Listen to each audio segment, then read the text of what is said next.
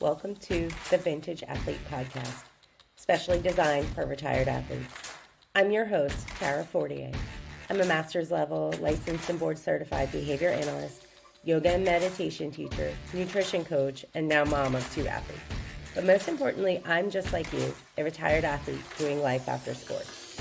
Whether it's trying new things that you might be bad at, learning how to feed and exercise your post-sport body without kicking your own butt, or figuring out how to fill that giant hole in your life that used to be filled with practices, coaches, teammates, and the adrenaline rush of your sport, I'm going to drop some unconventional knowledge and strategies on you and do it from a place of love and acceptance. We'll tackle solutions from a unique perspective rooted in mindfulness and acceptance and commitment therapy. If you're a retired athlete looking to create a fulfilling and empowered life beyond your sport, this show is for you. This is the Vintage Athlete Podcast, your game plan for life after sports. So lace up for your next adventure and we'll transition, redefine, and evolve together.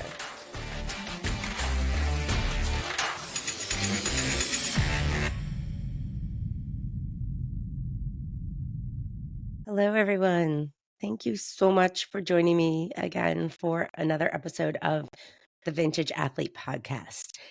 Today, we're going to talk about body changes. And while it's probably not anyone's favorite topic, I think it's very, very important to talk about for former athletes, because when I do talk to former athletes, they tell me that one of the most challenging aspects of retirement is the body changes that they experience. Training for competition gets your body into peak physical condition so that you can perform at your best as an athlete. And while this is amazing, it's also not normal. The things that competitive athletes do with their bodies is often hard for people watching to understand or even imagine the possibility of doing themselves. And in order to get to that place, athletes need to train in ways that nobody else at your local Planet Fitness is doing. So when retirement comes around, former athletes put themselves under this immense pressure to maintain their physical condition. And I can understand why. I did it too. From a behavioral perspective, there are several powerful reinforcers in play here. You put in a lot of hard work to achieve your physical fitness and athletic abilities. And you probably got compliments and positive feedback on how strong and how fit you looked. And that is a reinforcer for most people. When you were able to do things with your body that required significant strength and ability, you won games and medals and tournaments and championships. So all of these things were reinforcing and make us want to keep that same level of athlete fitness that we have when we're active in our sport. Plus, you probably don't know any other way to be if you've been in your sport for a very long time. So, in this episode, I want to talk about ways to navigate this very real challenge and talk about my current experience with body changes now that I'm in my 40s. At this point in my life, there have been 3 major body changes for me. The first is when I retired from sport. And my sport was gymnastics and then also cheerleading in college. So there were huge changes to my body during that time. The second was when I had my 2 children. They were born a year and a half apart. So there were about 3 steady years of major body changes between pregnancy, childbirth, postpartum, and breastfeeding. And then the third one is going on right now, and that's perimenopause. If you're not familiar with perimenopause, it's a time typically in your 40s when your female hormones start to fluctuate and you can experience hot flashes, mood changes, sleep disruption, weight gain, especially in the midsection. And I've pretty much experienced all of these at this point. So, that being said, I've been experiencing body changes throughout my life, and it's still not easy. But I've shifted my mindset to managing these experiences in a way that allows me to be grateful for the body that I have now and to maintain my fitness without kicking my own ass or striving for unrealistic expectations. So, what I'm hoping from this episode is to share my experience and my knowledge with you to help you develop your mindset to navigate these body changes that inevitably come with sport retirement, and do it in a way that's healthy and that's self compassionate. So let's dive in. A lot of an athlete's self worth is associated with their body and their physical abilities. So the pressure to maintain that is often a huge weight that athletes decide to bear when they retire. And there can be many negative consequences to that. Things like aggravating old injuries, or creating new ones, over exercising, disordered eating, anxiety, and depression, just to name a few, right? There's so many potential negative impacts of trying to maintain this level of fitness as a retired athlete. And there's also pressure from the outside to keep looking like an athlete in a very similar way to society's images from marketing and advertising, making people feel like their body needs to look a certain way to be considered beautiful or attractive. The body that people want to achieve is not their body's natural state with a reasonable amount of exercise and a sensible diet.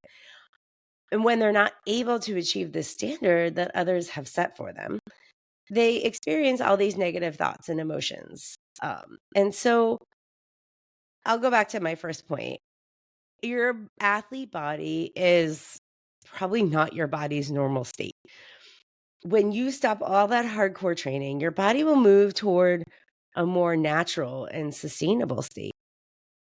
And that is what is normal.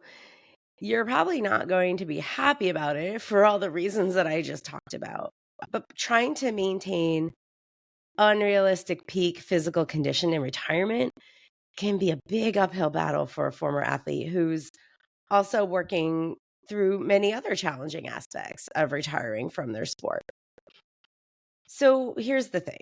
You can remain fit and healthy and maintain strength, agility, flexibility, and continue to be a super badass without the risks of trying to maintain your competitive athlete body. And let's be real, you don't need to have that body anymore. So many of us former athletes get stuck on and just hold on to this idea that we need to keep this athlete body that served its purpose when we were competing, but doesn't serve that purpose in our life now. So I think it's really important to ask yourself, what kind of body do I need now? Not for sports, but for life. And if you don't ask yourself that question, you're signing yourself up for some potential injury and longer term damage to your body, and also potentially frustration and burnout. So let's start by talking about the physical changes that often occur after retiring as an athlete. If you're still with me here, I'm happy that you're leaning into this conversation because it's not a fun topic and it's one that former athletes would tend to avoid. But again, physical body changes are normal, and the vast majority of us are going to experience them when we retire from an intensive level of sport. So one of the first things that I wanted to talk about was the loss of muscle mass. So as a former athlete, you may struggle with the idea of not looking or feeling as physically strong as you once were. But if you were doing conditioning and weight training as part of your routine as an athlete, the level of intensity is likely not one that you will or even should maintain. However, continuing to weight train is important and you should continue with it. It really is one of the most important physical practices to maintain as you age. Especially when you get to my age, strength training is important to maintain, but you need to make it reasonable. You don't need to max out on everything anymore. You just need to maintain. So trying to maintain that competitive athlete level of intensity can easily result in injury and a lot more wear and tear on your body, which you've probably already done plenty of in your competitive days. If you have lingering injuries, it's important not to make them worse. There's long-term consequences to that. And while I can't give you like an exact formula for this because every person's different, right? Everyone has different body type, composition, there's differences between genders. In general, maybe dial it back by like 30% or in whatever way makes sense for you to maintain um your muscle mass and your strength without kicking your own ass and causing more injury. Another change that often occurs is weight gain. So once you stop the intensive athletic training, you're going to need less calories, right? That's just reality. However, it doesn't mean that you need to start eating 1,200 calories a day because your body's going to need more than that, and especially if you are maintaining an exercise routine to maintain your fitness. So, one way that I found to tune into what my body needs for food and nutrition is to move toward an intuitive eating approach. Now, this can be a really big leap for former athletes because generally you're used to eating a certain way for your sport that may have even been planned out for you by your coaches or your trainers. And you didn't need to think much about it or pay attention to your body's cues. You just needed to follow the plan and eat certain foods at certain times. Intuitive eating is quite the opposite of this. It's an approach to food and body care that emphasizes listening to your body's natural hunger, fullness, and satisfaction cues instead of following restrictive diets or meal plans. So it encourages a healthy relationship with food by focusing on self awareness, body respect, and mental well being. So for former athletes, learning intuitive eating can be especially beneficial, but it may also present with some unique challenges given their history of food and nutrition while competing in their sport. So, learning all the things that are involved in intuitive eating is beyond the scope of this podcast, but I will give you a few general strategies to start with. First, start to pay attention to your body's signals for when you're hungry, when you feel satisfied and satiated, and when you feel full. Try to eat when you feel hungry and stop eating when you feel satisfied, but not overly full. Second, start to let go of the rules that you may have had around food as an athlete, such as avoiding certain foods at all costs or only eating foods that are considered clean or high protein or whatever rules you've had as an athlete and with your nutrition. So find foods that you enjoy and that also make you feel good when you eat them, which is also part of learning your body's cues and signals. The last little strategy I'll give you for intuitive eating is to recognize that your body's needs have changed and nourish the body that you have now without comparing it to your previous fitness level. So that's a very basic overview of what intuitive eating is. But if you want to dive deeper into this, I encourage you to work with someone that has the knowledge to guide you through the components of intuitive eating. One of the services I offer through the Vintage Athlete is one-to-one nutrition coaching. I am a certified nutrition coach. So if you want to learn more about this and how to work with me in this capacity where we can really target intuitive eating, I will include the link in the show notes below. The last physical change I want to talk about is body pain in the joints and the back, especially. Your body probably has wear and tear from your sport. And you may not start to feel that until you retire.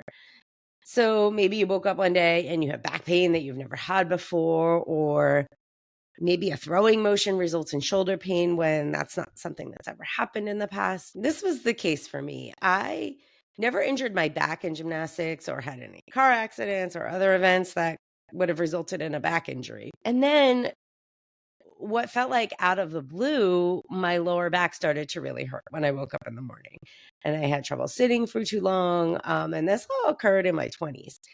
And so this is something that you might expect at an older age, but I had stressed my body at such a young age that I started to feel it not too long after I retired from sports. So that's when I started practicing yoga. I needed to focus on taking care of my joints and my back through functional movement so that I didn't end up with arthritis when I was 30 years old. What your body needs in retirement is the ability to do everyday things like pick up a child or move some furniture. It doesn't need to run 100 meters faster than the person next to you. So your body care needs to involve maintaining range of motion, flexibility, joint stability, and more gentle forms of exercise like yoga, walking, hiking, biking, swimming. Those types of exercise target just that.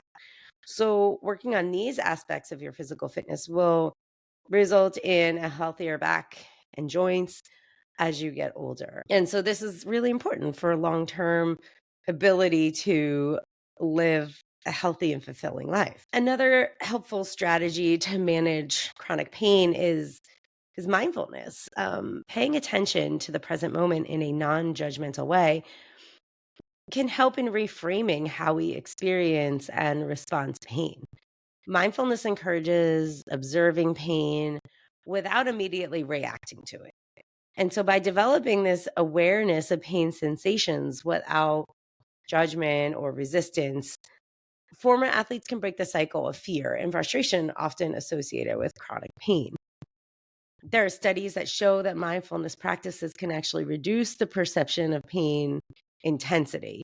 So, when former athletes focus on breathing and staying present, the body's stress response decreases and the nervous system becomes less reactive to pain signals.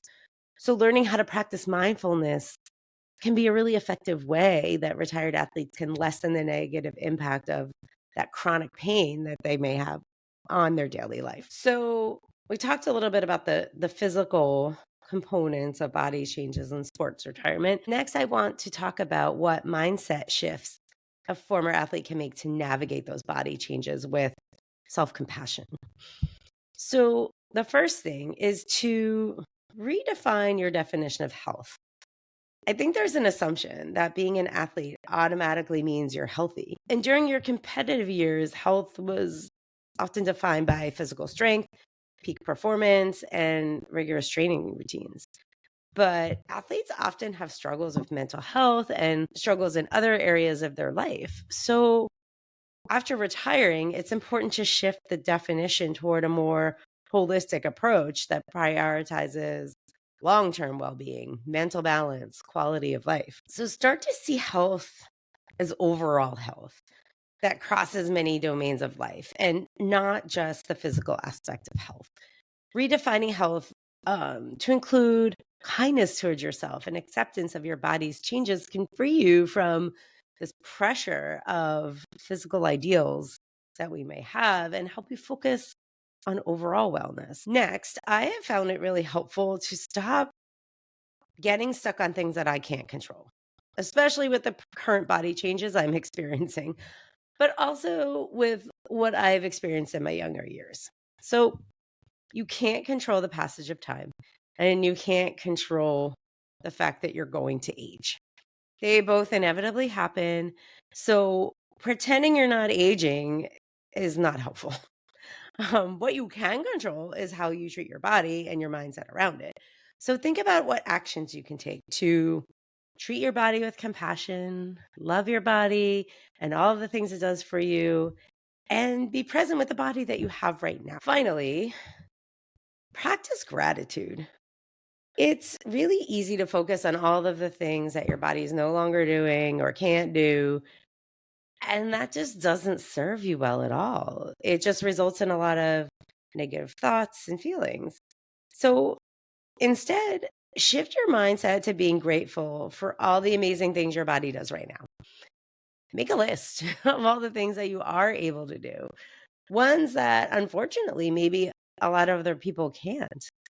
Maybe you can hike up a mountain, or maybe you can play soccer with a group of kids for an hour and bring them joy. Or maybe you can help out a friend who can't lift heavy things and help them move their furniture, move apartments. The list is probably very long. If you actually sit down and make one, I think you'll be surprised at what you come up with. As a yoga teacher, I like to end my classes with a moment of gratitude. I remind my students to be grateful that they did their practice today. I often say something like, Take a moment of gratitude for showing up for yourself today, for the fact that you get to do this when many other people can't. And be grateful for this community and this space that we got to practice in today. And so spending a moment doing this helps change their perspective and their mindset when they walk out the door and into the rest of their day. They are more likely to notice all the things that their body allows them to do throughout their day.